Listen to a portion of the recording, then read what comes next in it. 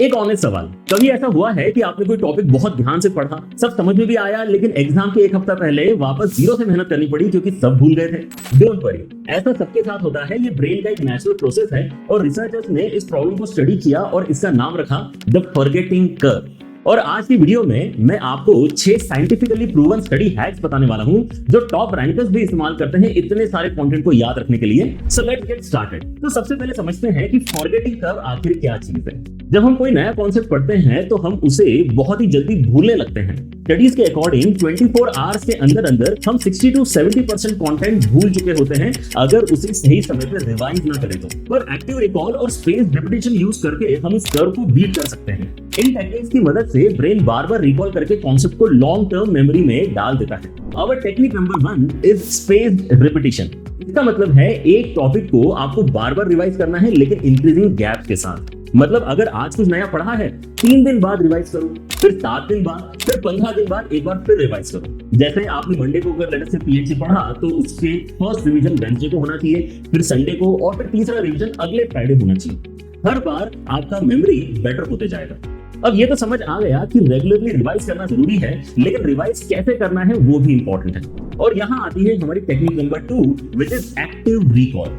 ये टेक्निक आपकी मेमोरी को फोर्स करती है काम करने के लिए। पढ़ने के बाद बुक बंद करो और खुद से सवाल करो कि अभी जो पढ़ा उसमें कौन सा फॉर्मूला इंपॉर्टेंट था, कौन सा डायग्राम इंपॉर्टेंट था, और बस सोचने से बेटर है कि एक प्लेन पेपर उठाओ और उसके ऊपर शॉर्ट में उन सब कॉन्सेप्ट को लिखने की ट्राई करो। जब ब्रेन खुद रिकॉल करता है तो फॉरगेटिंग कर्व स्लो हो जाता है। बट कभी कभी टॉपिक इतना बड़ा होता है कि उसे एक साथ रिकॉल करना पॉसिबल ही नहीं होता।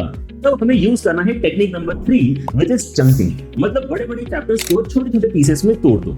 जैसे पीएचडी को डायरेक्टली याद रखना बहुत मुश्किल है, बट अगर आपको उसको स्प्लिट करना है तो fundamental principle, permutation, combination, circular permutation, इस तरह से आप उसको ब्रेक कर सकते हो ताकि रिवाइज करना थोड़ा सा इजी हो जाए। और इसीलिए आपको याद होगा कि मैं जो पीएचडी पढ़ाता हूं तो आपके साथ में फ्लो चार्ट शेयर करता हूं कुछ इस तरह से जो आप यूज करते हो रिवीजन के लिए। नेक्स्ट आती है technique number 4 which is dual coding. जब आप विजुअल के साथ साथ वर्बल सपोर्ट दोनों यूज करते हो तो लर्निंग आपकी बेटर हो जाती है। अब यहाँ कुछ आइडियाज थोड़े डिफिकल्ट होते हैं अप्लाई करने में, जैसे माइंड मैप बनाना या फिर फ्लो चार्ट बनाना या फ्लैश कार्ड बनाना, लेकिन आपको कुछ सिंपल तरीके में यहाँ पर बताता हूँ जिससे आप ये टेक्निक अच्छे से यूज कर पाएंगे। और यहाँ आता है सबसे सिंपल तरीका to use multi colour pens while you are studying. मैं भी as a student blue, black और रेड पेन यूज करता था। इंपॉर्टेंट टॉपिक्स को रेड से हाईलाइट करता था, बॉक्स या बादल बनाता था, हेडिंग को ब्लैक से लिखता था। बस इतना सा इंप्रूवमेंट भी अगर आप करते हैं तो आपका रिकॉल काफी बेटर हो जाता है। Technique number 5 is practice testing. सिर्फ पढ़ो मत, खुद को टेस्ट करो। चैप्टर खत्म किया, टेस्ट ले लो, 10 से 15 सवाल, timer on, distraction off. Mock test और पीवाईक्यूज के बिना जेईई क्रैक करना मुश्किल ही नहीं, इम्पॉसिबल है।